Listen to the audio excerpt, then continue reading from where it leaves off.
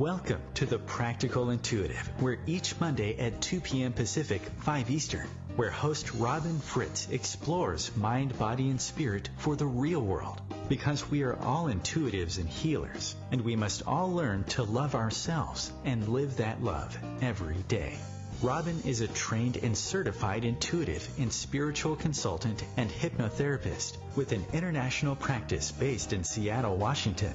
As the Practical Intuitive, she covers personal and business intuition, animal communication, mediumship, space clearing, past life regression, shamanic insights, energy healing, soul choice. It's all here. Readings, healings, and funny, warm, thought-provoking conversations. It's Robin Fritz, the Practical Intuitive, helping you mastermind body and spirit for the real world. No ifs, ands, buts, or BS ever.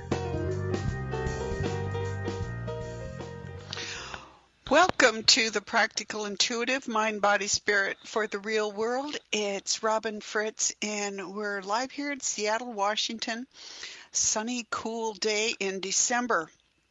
So my work is about helping people tap their own innate intuitive and healing abilities. And to do that, I talk about things that I do in my work. I have interesting guests with books, with all kinds of things going on. But today I have a really special guest I'd like to share with you.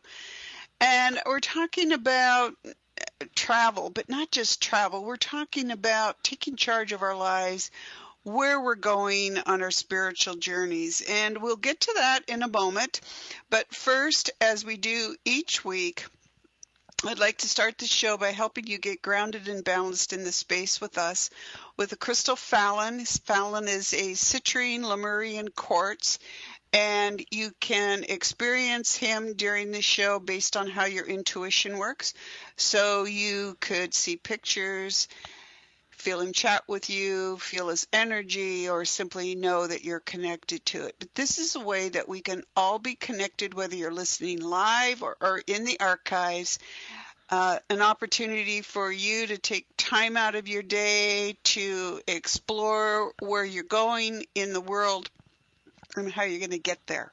So take a deep breath, breathe in from starting at the top of your head. Imagine you're connecting mind, body, and spirit together. And as you breathe down from the top of your head to the bottom of your feet, just feel the cares of the day washing away and feeling yourself getting grounded and balanced in this space with us. So breathing down from the top of your head, down your face, your shoulders, your chest, your hips, your knees, and your feet.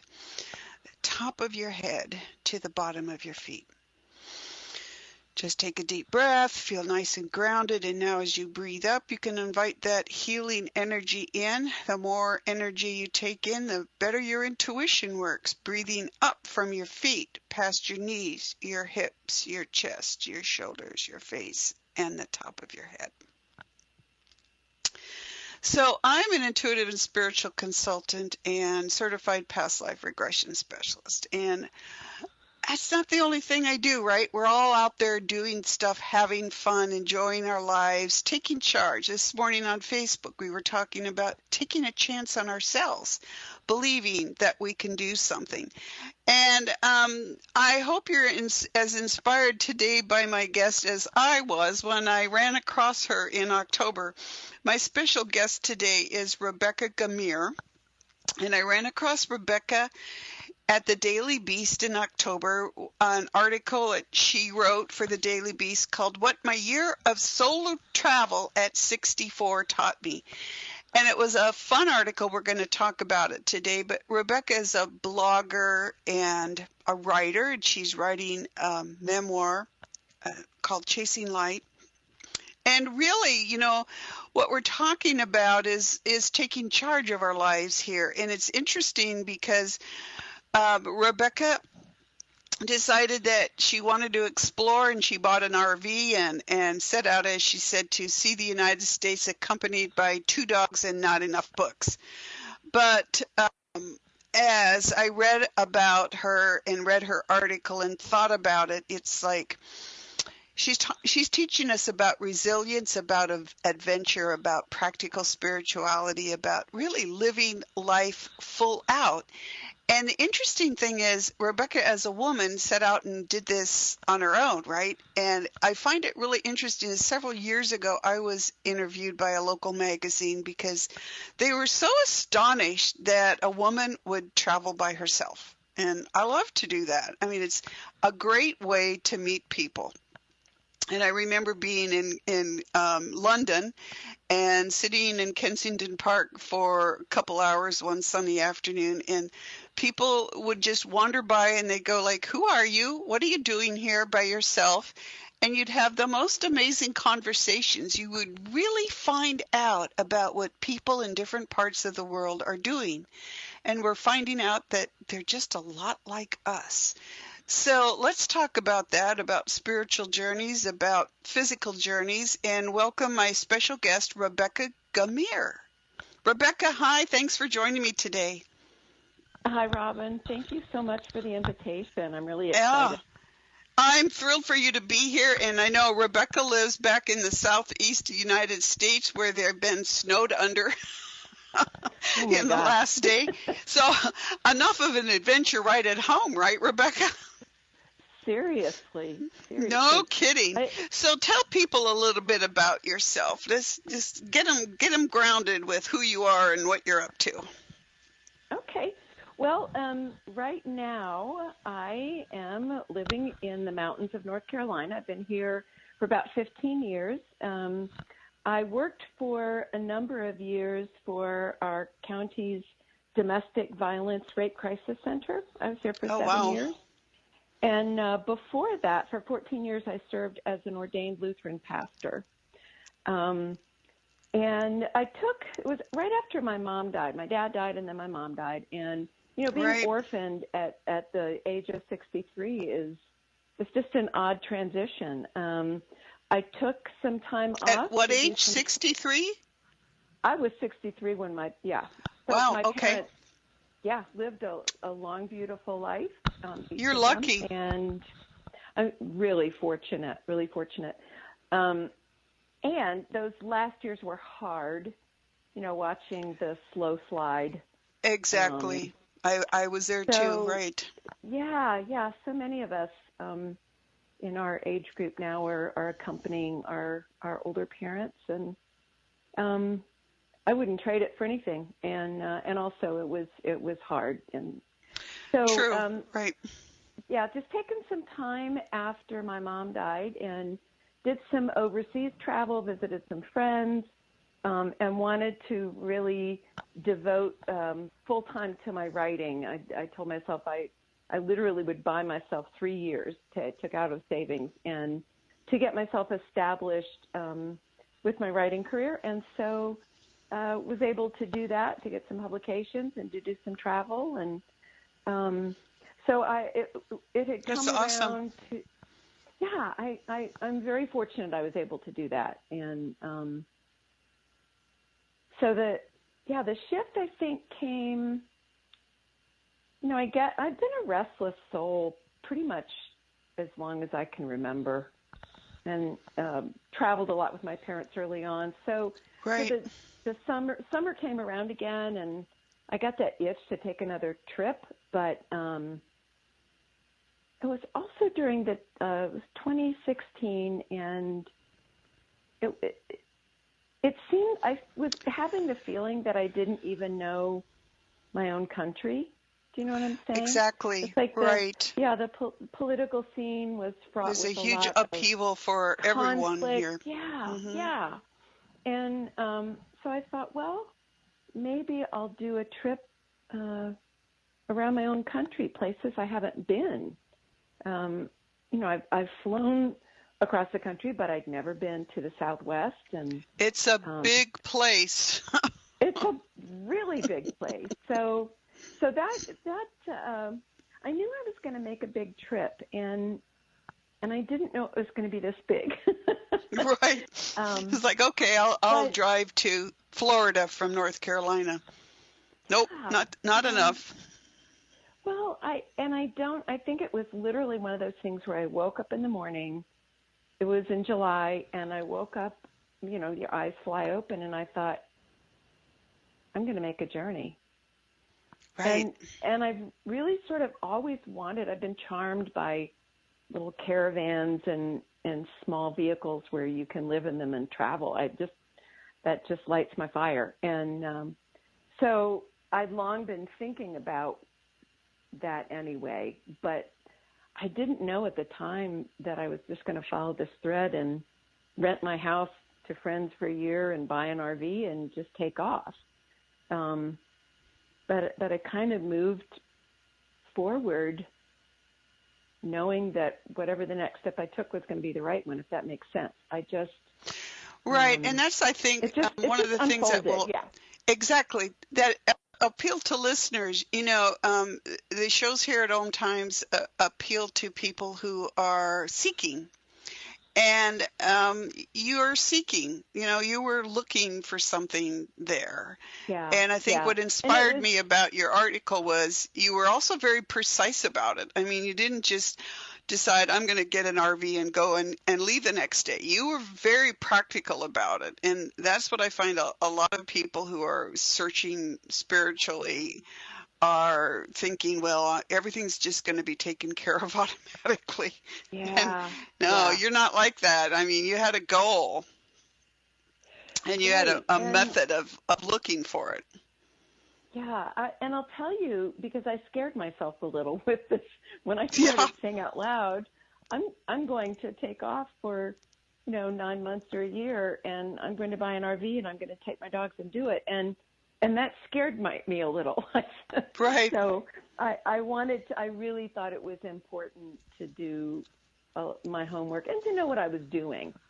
To not get out there on the road and have no idea about Well, there's the practicalities. You'd never had an RV before, so you had to know how to take care of it, right?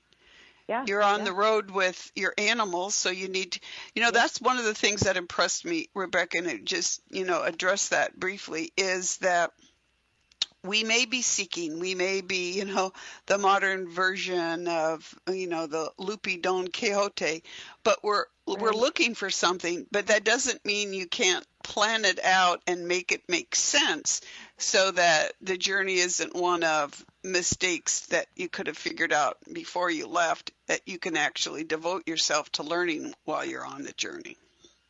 Right.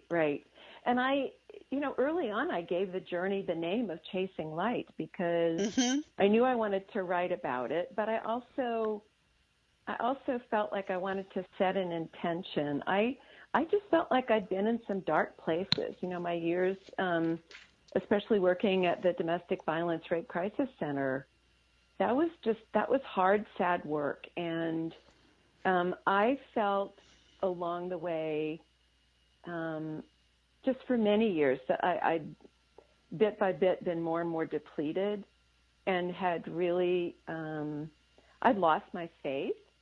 I'd lost hope, I'd lost my own light. And I felt like I needed to also hold myself accountable. It was a big commitment I was making, and I wanted to hold myself accountable. And honestly, the one question that stopped me there, I had lots of questions. Many people completely supportive and saying, I want to do that someday.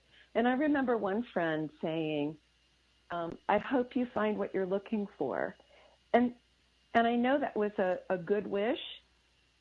And it also struck a little bit of fear in my heart. I thought, what if I make this whole journey and I don't find what I'm looking for? And by the way, what am I looking for? And that's a good question. Yeah. What are you looking for? And I just had to trust that the journey would give it to me. And that's a big leap right there, right? Because we live in a culture where we're supposed to know everything before we take a moment to explore it. Yeah. You kind of have to have everything planned out. Right. And I can be, when I traveled internationally by myself, I was down to, I had it written down. I had mini fail-safe plans because I was really worried about getting lost or being stranded or, all of those possibilities. So I wanted to really be clear about my scheduling.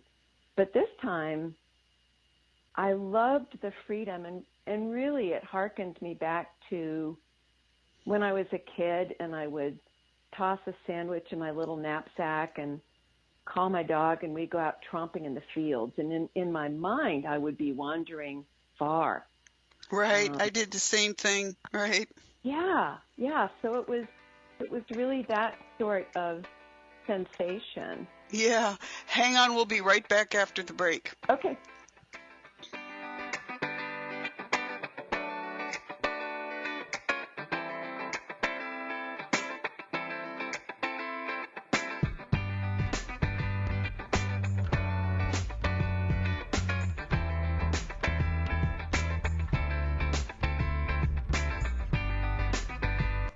Your conscious connection to a more mindful world.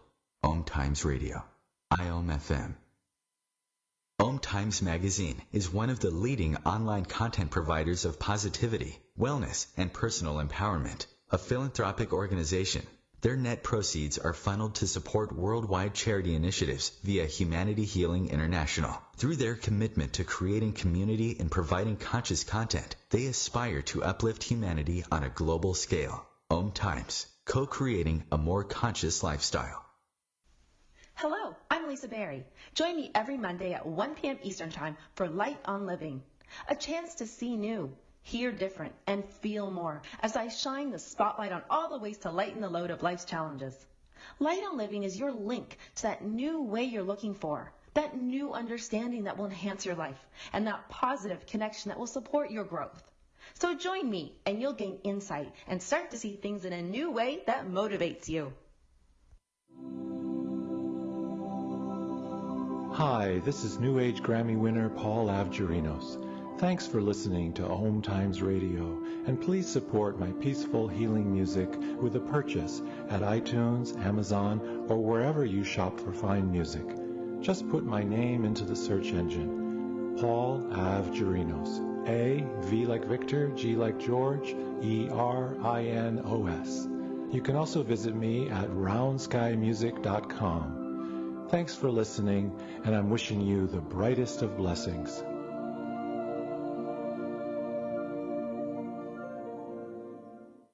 To protect his home and family from disaster, Steve used courage, wisdom, and his camera phone. That should do it. Way to go, Steve! By simply taking digital pictures of his family's important documents, Steve can always have them stored safely online, no matter when disaster strikes. Learn other simple ways to protect your home and family before a natural disaster at ready.gov. That's ready.gov. A message from FEMA and the Ad Council.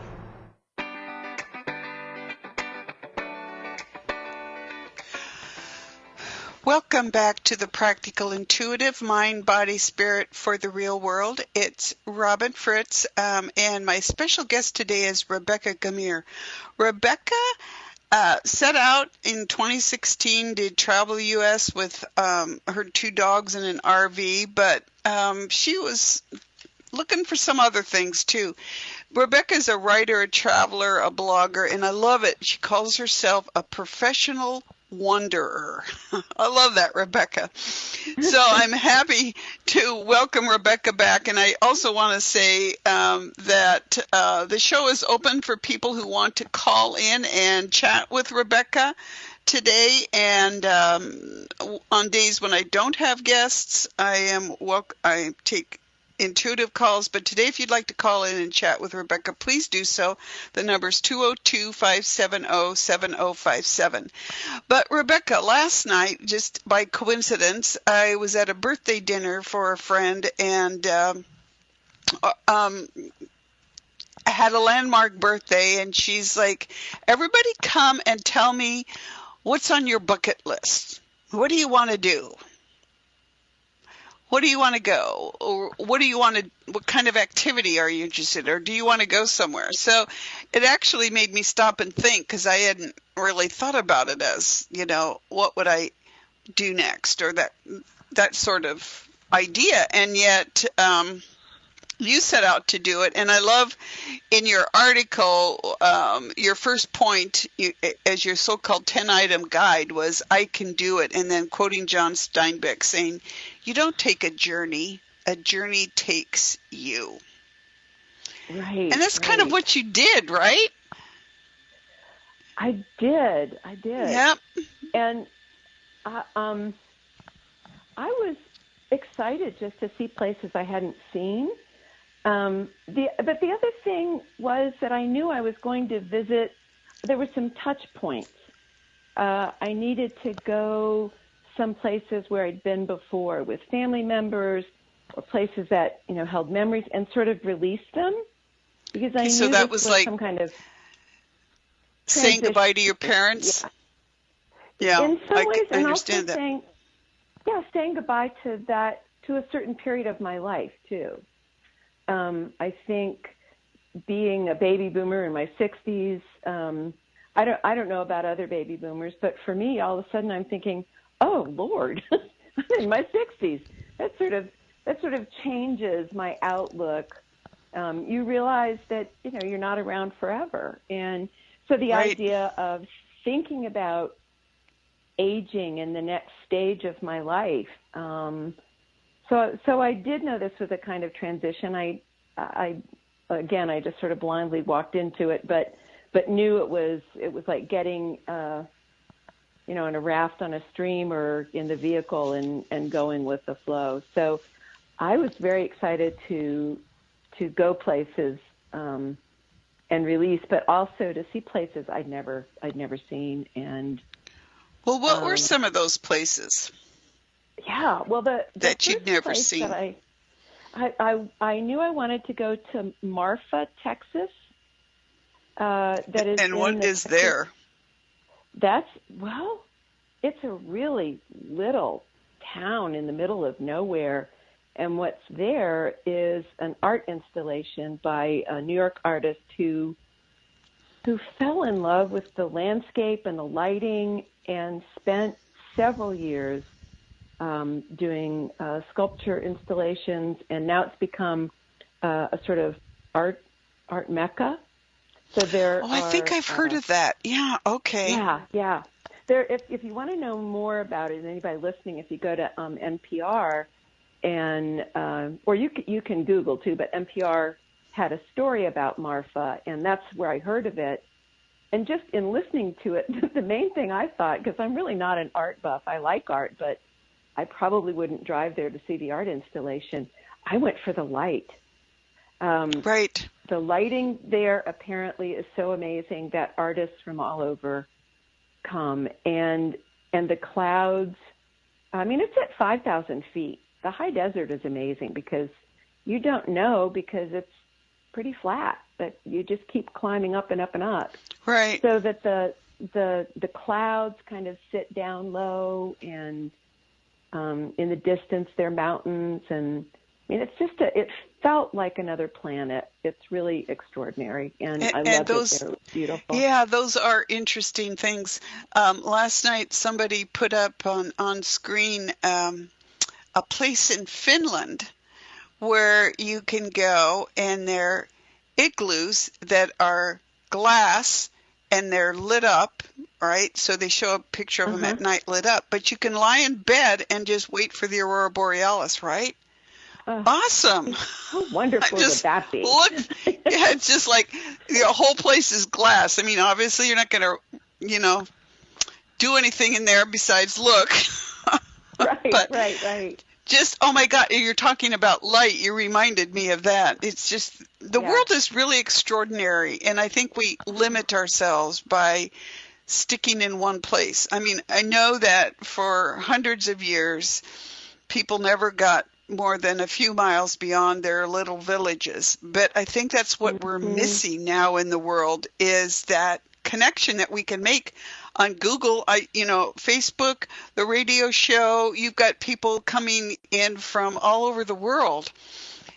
When was that ever possible before? Right. So how do we bring that together? Yes. So you went to Marfa. What was your favorite place that you went to? Can you pick one?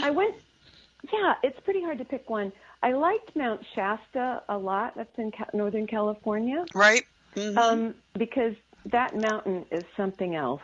And I went there in May, and I saw it from 150 miles away because it was still covered with snow, and it was like this gleaming pearl out in the distance. It was amazing. I live at the beach in Seattle, and on a clear day, you can see Mount Rainier over 200 miles away. Yeah, that's remarkable to me. And I've not lived in the West at all, and so it was easy for me to forget that we have live volcanoes and active volcanoes, and that whole we certainly system. Do. Yeah, that whole system. I mean, Mount Shasta has fumaroles that release steam, and what was there that I really loved too, the headwaters of the Sacramento River. So you can go and drink from the springs where this ice cold water that it's when I was there, I just stood there and I thought, so this is snow that fell when I was 14 years old and traveled down through the lava tubes, and it, is just now bubbling up. It was kind of a mind blower. Yeah, so it's a real respect for nature. Oh gosh, I saw remarkable things. I liked Bozeman, Montana too. I'd never been to Montana, and Bozeman's cool. Did you get to Yellowstone? Yellowstone? I did not, and I'll tell you. Oh my God! I'll tell you why. Rebecca. I'll tell you why. Heresy. Well, there were it's like one of my favorite places in the world. You are coming out to the West, girlfriend, and we're going to Yellowstone. It's on my list to come back. There were limitations in traveling with my dogs. Absolutely, and I was just going to say it's not a safe place to go with dogs. They aren't permitted. The same thing with Glacier, and I didn't know that. There were some other places that I couldn't take them, and so that was. Well, you could take them to Yellowstone. You just can't take them really for a walk anywhere. Right. And that's not good when you had big dogs. Yeah. Well, and it was also the time of triple-digit heat wave. And one of my dogs was older, so it was my commitment to them. They kind of came first. So go places where they could go. Yeah, and it was fun kind of to make a list of I want to come back here. Bisbee, Arizona is the coolest town. Right down. What was the name? Border. It's Bisbee. Oh, okay. Yeah, right. Yeah. Actually, there was just there were some filmmakers that just made a film about it. That's getting some buzz. So I would love to go back to Bisbee. I'd love to go back and see Glacier, see Yellowstone, and do those more. In a way, there were sightseeing, touristy things that I didn't do a little bit on purpose because I was being a little contemplative and you were on a quest. I drove out. I did see the Yellowstone River, and I drove out into Paradise Valley, which is just so beautiful, and just found a quiet spot and sat by the river with the dogs, and that whole area is amazing. It really is, and brand new to me. So that discovery, just renewed. Right. And then toward the end of my trip, I ended my last quote unquote light related stop was for the eclipse, the total solar eclipse. Oh, right. I had made sure that I had reservations to camp in the middle of a field with a bunch of other people in that's cool. Kentucky. Oh, it was amazing, and I'd never seen a total eclipse before, and doing that in a group was so fantastic. I mean, there was cheering, there was crying, there was laughing. Right. But it was so different than if I'd stood outside somewhere and watched it by myself. Oh, it's amazing to share a natural event like that with other people. For some reason, I was out of the loop on that, but it actually went over, started in Lincoln City, Oregon, where I grew up going to the beach all the time, and right over my hometown in Oregon, where I grew up. And I like it. So we noticed it. It was obviously apparent here in Seattle, but not total eclipse like you would experience with a group. But that's the kind of thing that draws people together. So here's a question for you as you're exploring this. You're going, I became an orphan. My parents died 10 months apart, but it was in 94, 95. Years and years ago. And you do, as you said earlier, you suddenly wake up and you go, oh, I'm an orphan now. And it is a different experience. It's right. It's shocking, right? And it makes you think. It makes you, if you're contemplative at all, it's like, now what? Where do I go from here? What does that mean? And I think now, as I don't think anybody can really deny it anymore, the culture that we've created in the last 100 years of being more connected is actually becoming disconnected. We're separating out into little pieces again. And as a wanderer, as a professional wanderer, what do you think about that? You're traveling, you're being contemplative, you're writing this spiritual autobiography, as if you will. What do you think about how we connect with people, how we bring people together, how we chase our light? Yeah. So I think there's this illusion of connection through social media. So it's one kind of connection, but I think that connection and intimacy and closeness are different things. Right. And I do think that we live in times of a lot of loneliness and isolation. I agree. And I actually just started a part-time job with what's called a food hub here, where it's an organization that acts as a sort of clearinghouse for local farmers and farmers markets for online shopping and then coming to pick up at that location.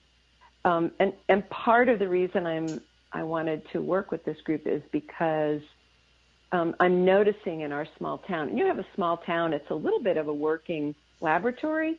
You can see I grew up in a small town.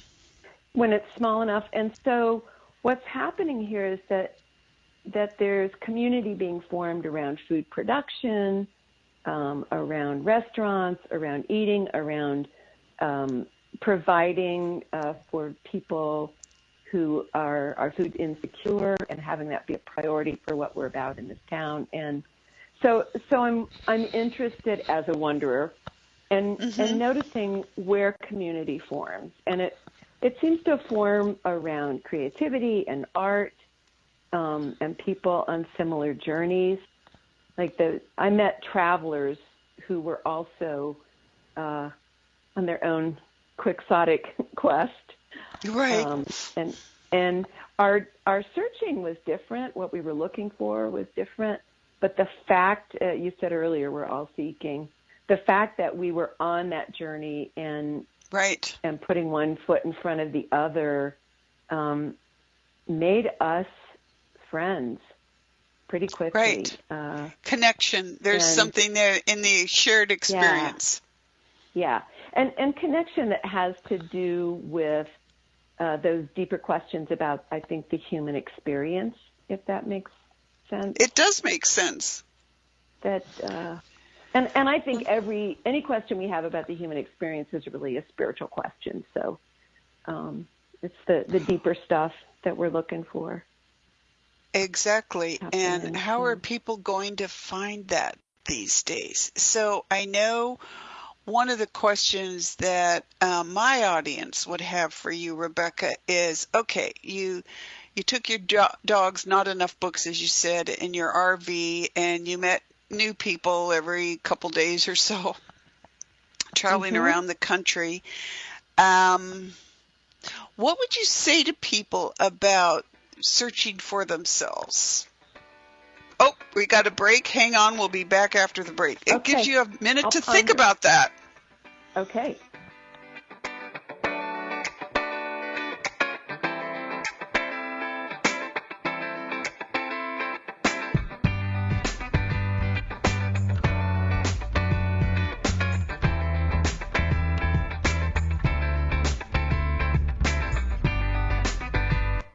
A conscious lifestyle for a mindful life. OMTimes Radio. IOM FM. Ascending Hearts is no ordinary dating site, but a spiritual dating site with a purpose, to link you with your soulmate. We engineer the serendipity so you can trust that you will attune with someone that has the same matching vibration as you. Ascending Hearts, the conscious dating site for the spiritually aware. Try Ascending Hearts for free. AscendingHearts.com. Hello, I'm Sandy Sedgbeer, host of OMTimes Magazine's flagship radio show, What is Going On? My passion is sifting through information, research, and innovations from new thought teachers, speakers, and researchers pushing back the boundaries of what we know about life, energy, metaphysics, and the universe. I love shifting perceptions about who we are, why we're here, and how quickly impossible becomes normal when we open our minds, expand our awareness, and accept that the only limits that exist are those we place upon ourselves. So if you're the kind of forward-thinking, eager investigator of what lies beyond the current reality that most perceive, why not make a date to come play with me in the field of possibilities at 4 p.m. Pacific Time, 7 p.m. Eastern Time every Thursday, and together we can discover what's really going on. Hi, this is recording artist and composer Yuval Ron, inviting you to a voyage through the chakras, a new double album of guided meditations to transform your life, a sublime musical medicine for nourishing inner peace and reaching to your higher virtues. Get it now at metamindfulnessmusic.com, METTA mindfulnessmusic.com. Imagine being fired because of who you love. Imagine being denied medical treatment because of who you marry. Imagine being evicted because of who you are. Millions of Americans don't have to imagine this. They have to live it. Because in 31 states, it's legal to discriminate against LGBT people. Get the facts at beyondido.org. Brought to you by the Gill Foundation and the Ad Council.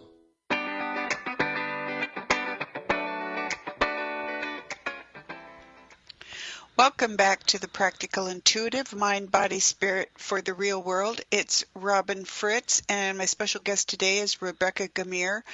Rebecca and I have been chatting about her solo travel around the United States. Well, not really solo, because you had your 2 dogs with you. That counts, right? Exactly. There you go, in an RV, and we're talking about, how does that speak to people? What do you say to people about how to explore themselves? So I think that when there are these urges or nudges or this restlessness, that we need to pay attention to that. I agree. And listen and I think I say 2 small steps can lead to bigger steps. So maybe begin to explore in an area that you feel drawn. And see if the way opens, and if it does follow, and if it seems blocked, then wait, because I think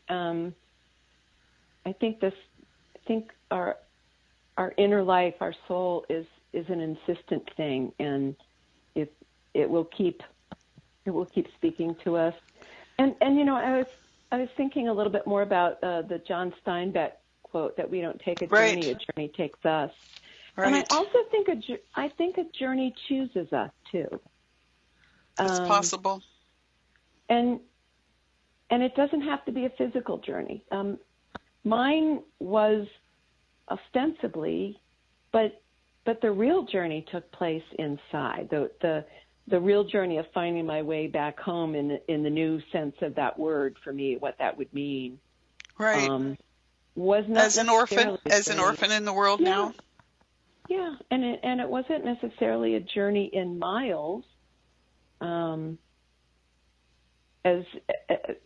I'd say that it was both. As the road kind of unfurled, so did the story inside. Right. So I say listen and wait and start. Take a step. If it's not the right step, you'll know pretty quickly. And explore the world around you, right in your own neighborhood or your own city where you are. Yeah. I came home to look at my backyard in a completely different way. It is new to me. I've lived here for 12 years. It's brand new to me. Every day I step out on the porch and just say, "Wow, that tree! I didn't know." Right. So, I appreciate that. I live on the edge of Puget Sound. I'm 200 feet from the ocean. And I have a dog, so every day we're out 5 times a day walking. And one of the things I appreciate about where I live is that it's changing all the time. It's like I don't feel in many ways that I need to leave and go to a different place to see a different sight, because it's different every single day. The clouds, the water, what mountain range you can see. But again, I mean, you could do this amazing trip like you did with your animals.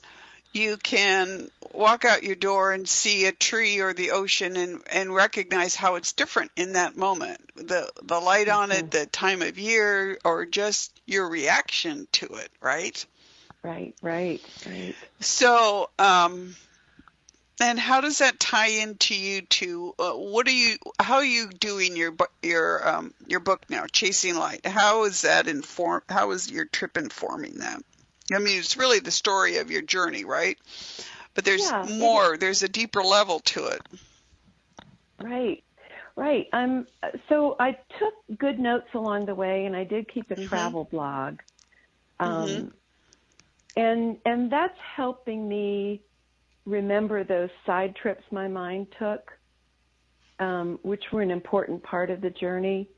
I've got a first draft of it done, so right now I'm revising. Okay. And letting it sit a little bit. Yep. Yes, and letting that, going back and reading my notes.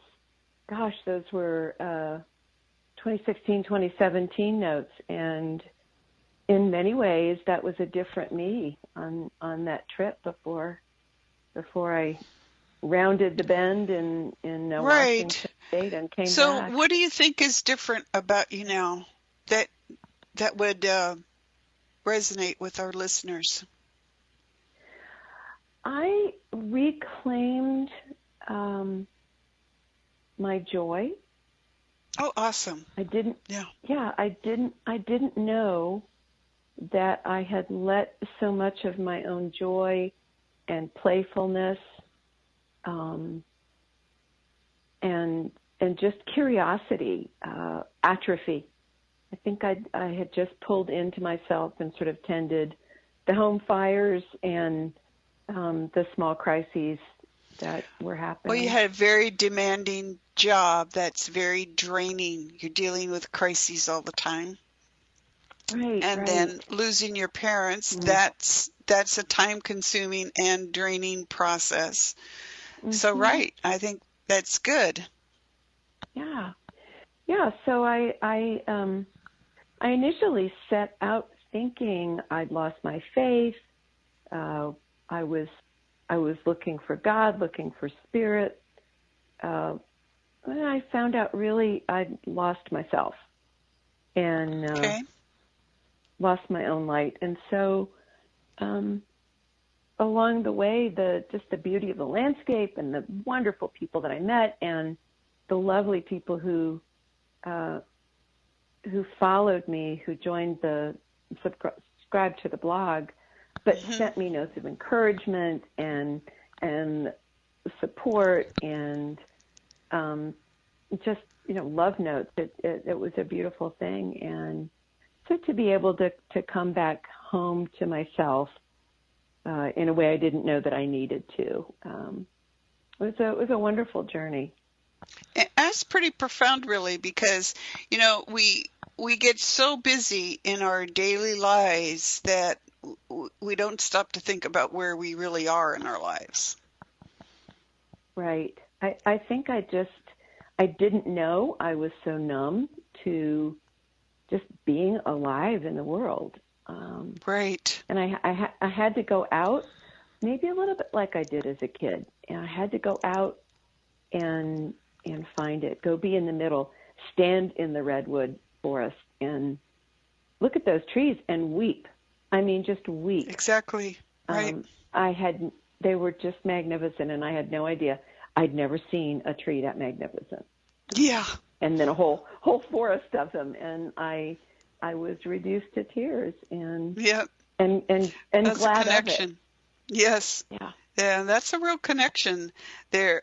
Did you manage to meet the ancient sequoias down near Yosemite?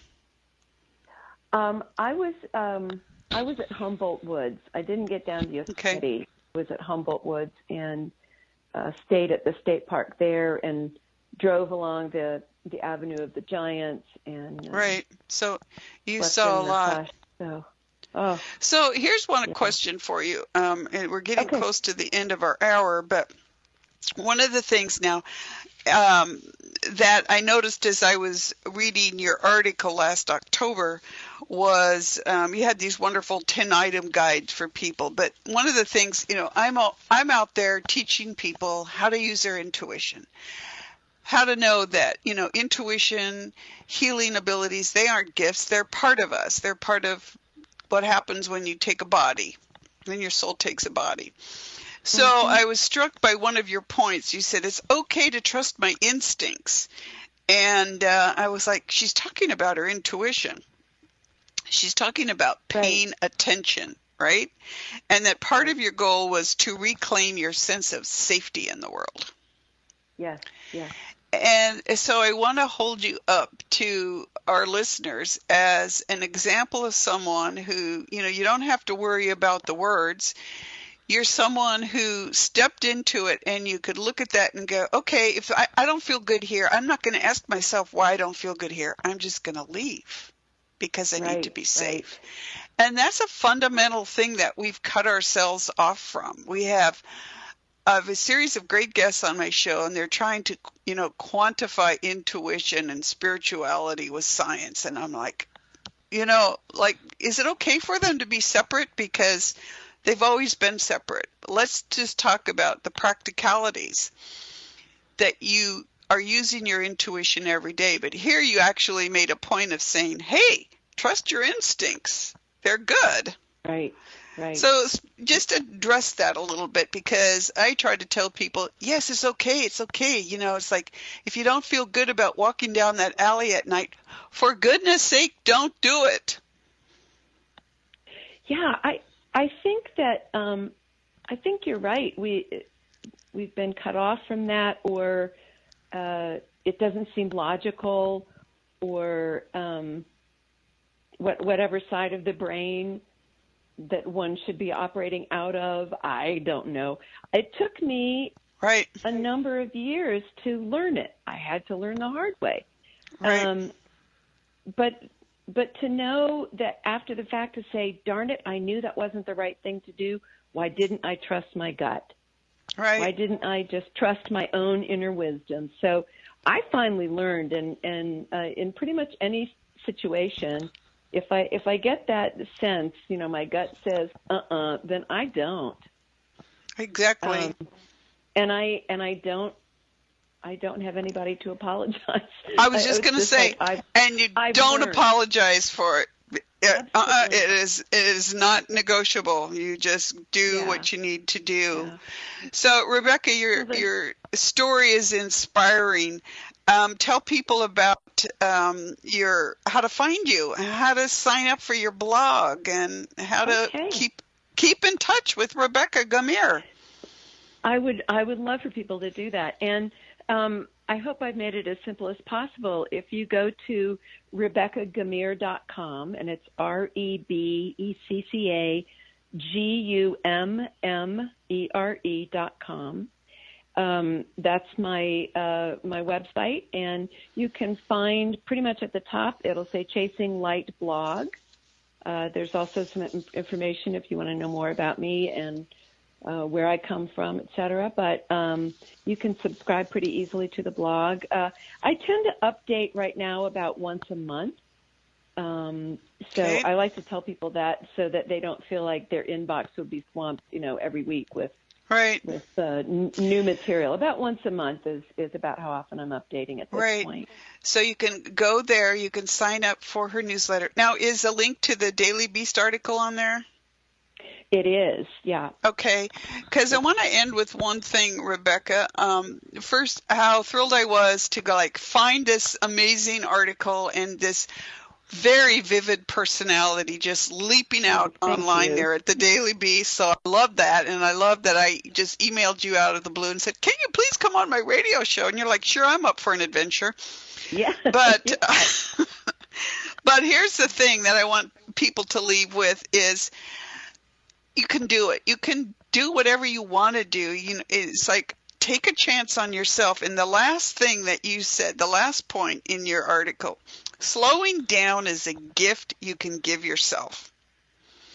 Yes. And that is really so important. And it's like, sometimes we feel like we're too slow, that we're not getting enough done during the day, and we're just pulled all different directions. But slowing down, what are you going to say to that, Rebecca, quickly? Slowing down is going to give you insight, right? We're so product oriented, and this is more process. Enjoy the journey. Slow down. Right. Look at the poppies. Look at the whales. See the redwoods, and don't rush through your life. That's right. It'll end soon enough, and fill it up with really great things. Rebecca, thank you so much for joining us today. Again, find Rebecca at her website, Rebecca Gummere, Gummere. Thanks for joining us today. Take care. Thank you, Robin. Thanks and so avoid the next Snowmageddon, okay, there in North Carolina. Batten down the hatches, girlfriend. So thanks for joining me.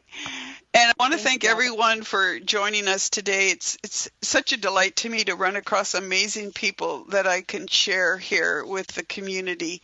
Next week, I'm going to be talking about what soul progression clearing is and some insights I've learned about how we can pick ourselves up and move forward in our lives by clearing out the interior clutter, so to speak. A little bit about what we were talking about today, slowing down, taking time for yourself, taking a chance on yourself, valuing yourself for who you are. So join us next week, and then we're off here for the rest of the year, picking up brand new after the first of the year.